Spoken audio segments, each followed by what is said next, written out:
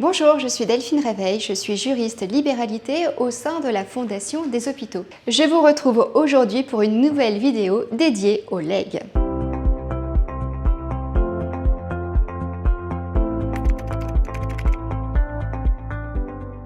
Le legs est une libéralité, un don qui se fait par testament. Le testament est l'acte par lequel le testateur dispose pour le temps après sa mort de tout ou partie de ses biens. Il existe plusieurs types de testaments. Les plus utilisés dans le cadre d'une transmission à une fondation ou une association reconnue d'utilité publique sont le testament holographe et le testament authentique. Qu'est-ce que c'est? Le testament holographe est un écrit qui est daté et signé entièrement de votre main et de manière confidentielle. Votre notaire peut vous accompagner pour la rédaction de votre testament et il est très important de le consulter afin d'éviter toute difficulté d'interprétation. Il peut également le conserver au coffre de son étude.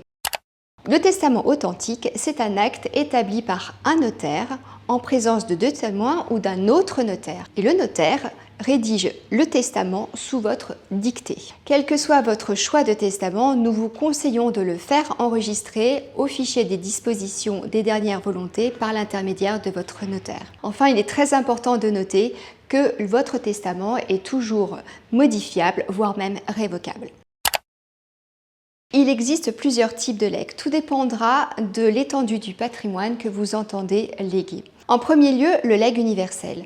C'est le cas où le testateur entend léguer l'intégralité des biens qui composeront sa succession au jour de son décès.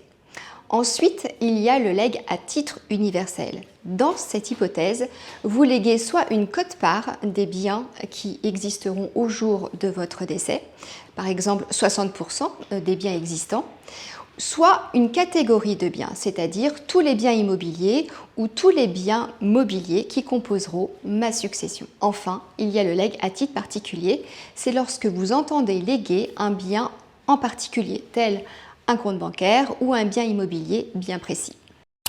En tout état de cause, la rédaction d'un testament est très importante et une vigilance particulière doit être apportée pour les legs à titre universel et les legs à titre particulier afin qu'ils puissent correctement s'exécuter. Un testament doit toujours prendre en compte le respect des droits des héritiers privilégiés.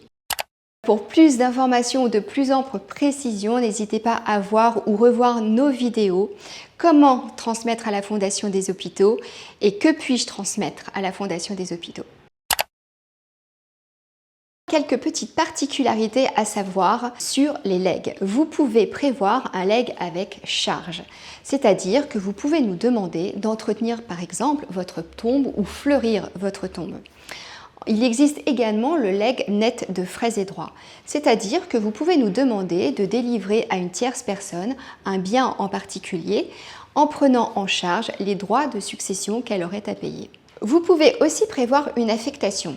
Si un programme ou une action soutenue par la Fondation des Hôpitaux vous tient particulièrement à cœur, vous pouvez décider que votre legs y soit consacré. Il suffit de le prévoir dans votre testament.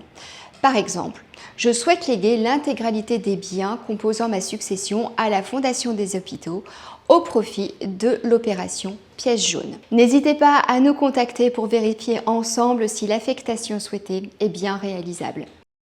La rédaction d'un testament est un moment important et nous avons à cœur de respecter vos volontés. Je me tiens à votre entière disposition pour évoquer ensemble votre projet de transmission en collaboration avec votre notaire. Vous pouvez consulter notre brochure Libéralité disponible sur notre site internet fondationhopitaux.fr. Si vous souhaitez poser vos questions en commentaire, j'y répondrai avec grand plaisir. Je vous retrouve très vite dans une dernière vidéo pour répondre à une question très importante et qui nous est très souvent posée. Que va-t-il se passer après mon décès ?